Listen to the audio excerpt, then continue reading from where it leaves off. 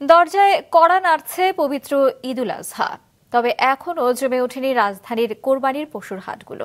নেই তেমন ক্রেতাদের আনাগোনাও। দেশের বিভিন্ন অঞ্চল থেকে পশু এসেছে রাজধানীর পূর্বাচল ৩০০ ফিট সড়ক নামে পরিচিত এক্সপ্রেসওয়ের পাশে অস্থায়ী কোরবানির পশুর হাটে।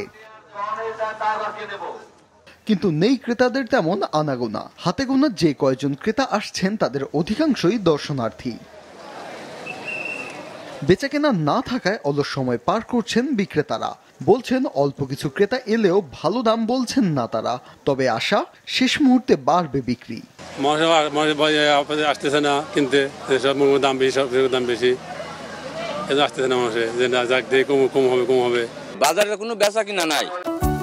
রাঁধুনি রেডিমিক্স মাংসের মশলা, ব্যাস হয়ে যাবে ঝটপট দারুণ রান্না। তো অর্ধেক দামে তো আর দেবো না, বাড়ি নিয়ে যায় ছেলের মতো করে, নয় আর বছর খাওয়াবো। ক্রেতারা বলছেন দাম যাচাই করতেই এখন ঘুরছেন তারা। পশু রাখার জায়গা না থাকায় কিনবেন শেষ মুহূর্তে।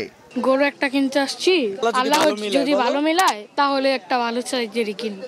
আমি কালকে 100 ফিটের হাটে অনেক ঘুরছি, ওইখানেও দেখলাম, এইখানেও দেখতেছি তুলনামূলকভাবে গরুর দাম অনেক বেশি, কিন্তু ক্রেতা তো নাই।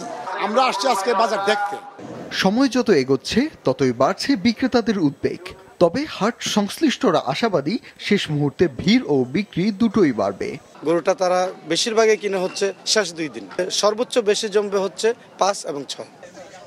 স্থায়ী এবং অস্থায়ী মিলে এবার ঢাকার 2 সিটি কর্পোরেশন এলাকায় কোরবানির পশুর হাট বসেছে 21টি।